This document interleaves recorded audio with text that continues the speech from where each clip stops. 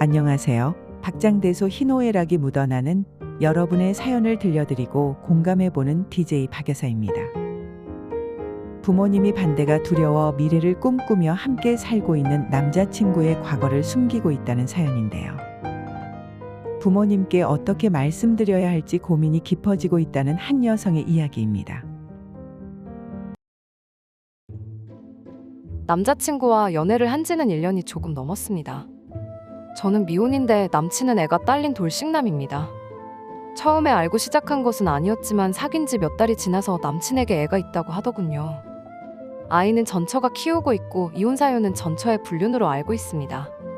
남친은 어릴 때 한 번의 실수로 아이를 갖게 되었다고 합니다. 남자친구 집에서 모두가 반대해도 본인이 끝까지 아이를 책임져야 한다고 생각했다고 해요. 사랑하는 것도 아니고 단지 아이 때문에 한결혼이기에 사이가 늘 좋지 못했고 결국 전처가 다른 남자와 바람을 피우는 것을 알게 돼 이혼했다고 합니다. 현재 전처가 아이를 키우고 있기에 매달 100만 원 정도 양육비를 주고 있고 생활비에 보태 쓰라고 신용카드도 줬다고 합니다. 아이는 따로 만나고 있지 않습니다. 처음 이런 얘기를 들었을 때는 조금 혼란스러웠지만 남자친구도 참 힘든 시간을 보냈겠구나 싶은 게 안쓰러운 마음이 들더라고요. 무서운 게 정이라고 남자친구가 돌싱인 사실을 알았지만 헤어질 이유는 되지 않았습니다. 1년쯤 사귀다가 얼마 전부터는 살림을 합치고 동거를 하고 있습니다.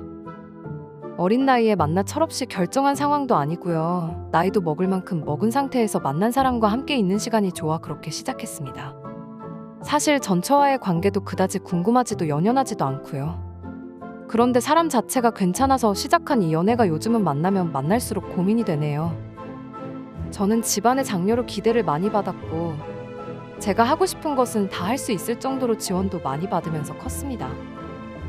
부모님 기대에 미치지는 못했지만 나름대로 제 몫은 하면서 살아왔다고 생각합니다.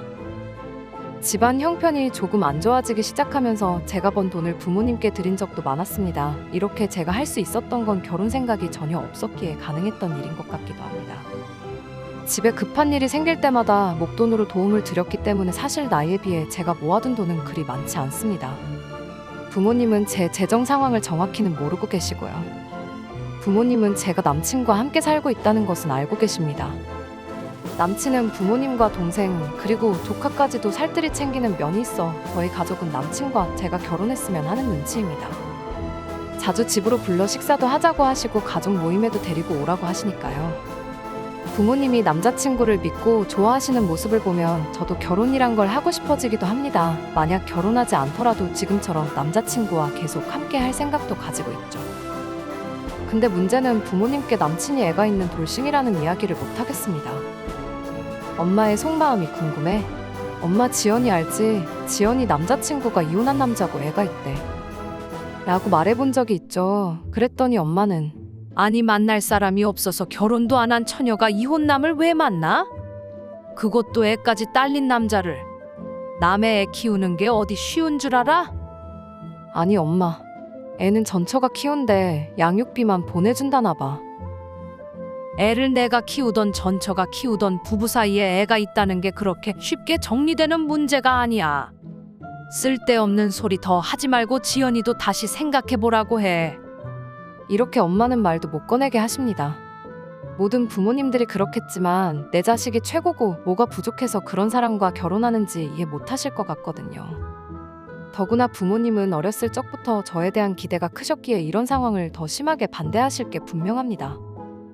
저도 이제 나이도 있고 크게 내세울 것도 하나 없는데 부모님 눈에는 무조건 제가 아깝고 남친을 받아들이기는 어려울 수도 있겠다는 생각이 듭니다. 가끔 남자친구가 묻습니다. 아직 부모님께 내 상황 말씀 안 드렸지? 말씀드리기 힘들면 내가 직접 뵙고 말씀드릴까? 우리 계속 이렇게 숨기듯 지낼 수는 없잖아. 나도 부모님 뵈면 괜히 죄송스럽고. 제가 아직 집에 제대로 말씀드리지 않아 기다리는 것 같기도 하고 한편으로는 서운해하는 것 같기도 하지만 아직 제가 어떻게 해야 할지 마음의 갈피를 잡지 못하고 있어 차일피일 미루고 있습니다. 솔직히 말하면 저는 그냥 이렇게 살아도 나쁘지는 않을 것 같은데 괜히 말해서 일 크게 만드는 건 아닐까 싶기도 합니다. 가족들 눈치, 남자친구 눈치 때문에 결혼을 고민하고 있다는 생각도 들거든요.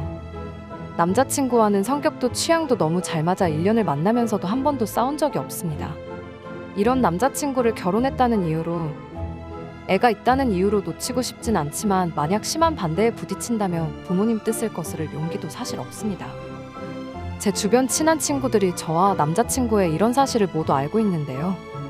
친구들은 이혼 사유가 정말 전처의 바람이 맞는 건지 다시 알아보라고 해 몇 차례 남자친구에게 확인했고 전처의 바람으로 이혼한 것은 맞는 것 같아요.